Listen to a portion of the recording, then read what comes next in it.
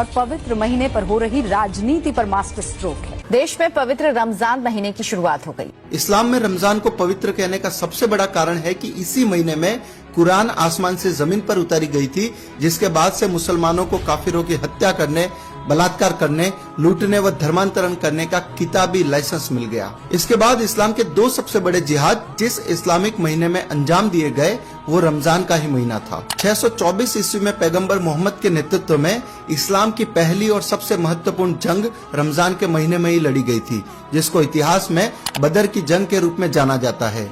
इसी जंग के बाद मक्का के सबसे ताकतवर कुरैशी समुदाय को मुसलमान बनाया गया था। रमजान के महीने में ही 629-630 ईस्वी में मुसलमानों ने मक्का पर हमला करके उस पर विजय प्राप्त की थी और वहां के प्रमुख लोगों की हत्या करके वहां रह रहे काफिरों को इस्लाम कबूलवाया था। भारत के इतिहास पर भी गौर करें तो पाकिस्तान बनाने का सबसे बड़ा जिहाद 1946 ईस्वी में रमजान के महीने में ही छेड़ा गया था, जिसको डायरेक्ट एक्शन डे के रूप में जाना जाता है। 16 अगस्त 1946 रमजान के 70वें दिन कलकत्ता के हर मुसलमान तक एक पर्चा बांटा गया, जिसमें रमजान के महीने का हवाला देकर भारत में हिंदुओं के कत्लेआम की घोषणा की गई थी। उस पर्चे में लिखा गया था कि हम लोग रमजान के महीने में जिहाद शुरू करने जा रहे हैं।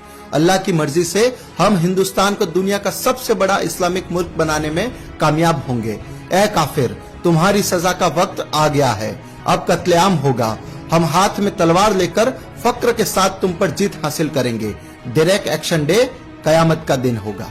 आपको जानकर आश्चर्य होगा कि वह पर्चा किसी मौलवी ने नहीं बल्कि कलकत्ता के मेयर सैयद मोहम्मद उस्मान ने छपवाए थे और उस समय के हिंदुस्तानी मुसलमानों के प्रमुख अखबार डॉन के पहले पन्ने पर भी इसी पर्चे का एक विज्ञापन छपा गया था। उसके बाद जो हुआ उसमें अकेले कलकत्ता शहर में पहले 15 मिनट में 300 हिंदू और अगले 72 घंटों में लगभग 6000 हिंदू मार दिए गए।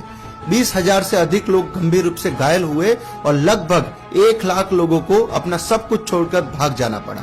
रमजान के दौरान हुए उस नरसंहार में हिंदुओं की मौत का सही आंकड़ा सामने नहीं आ पाए, इसलिए हिंदुओं की लाशों को नदी में बहा दिया गया। उस घटना के संबंध में कलकत्ता की एक बस्ती बेलिया घाट में अखाड़ा चलाने वाले जुगल चंद्र घोष ने बताया था कि मैंने बेशुमार लाशें देखी, हिंदुओं की लाशें। एक जगह 4 ट्रक खड़े थे, सभी में कम से कम 3 फीट की ऊंचाई तक लाशें भरी हुई थी। गुड़ की बोरियों की तरह वो ट्रकों पर लदे पड़े थे और उनसे खून टपक रहा था। वह सभी लाशें हिंदुओं की ही थी। महीना रमजान का था और कत्लेआम करने वाले मुसलमान थे। तो मित्रों, अब आपको समझ आ गया होगा कि रमजान का महीना मुसलमानों के लिए इतना पवित्र क्यों है, क्योंकि वे इसी महीने में अपने जिहादी रूप को सबसे अधिक बाहर लाते हैं और इस्लाम का जो मूल एजेंडा है उसको भी इसी महीने में प्रमुखता से अंजाम देते हैं। लेकिन लोगों को बेवकूफ बनाने के लिए ये लोग रोजा, रूह अफ़ज़ा, इफ्तार, सेवैया, खजूर, ज़कात और इबादत का स्वांग रचते हैं, जिसे आम हिंदू समझ नहीं पाता और वह अपनी ही मौत के महीने को पवित्र महीना कहने की भूल करता है। लेकिन आज के इस वीडियो के बाद कम से कम हिंदू समाज को तो रमजान को पवित्र कहना बंद कर देना चाहिए और रमजान की सो कॉल्ड पवित्रता का जो सच इस वीडियो में बताया गया है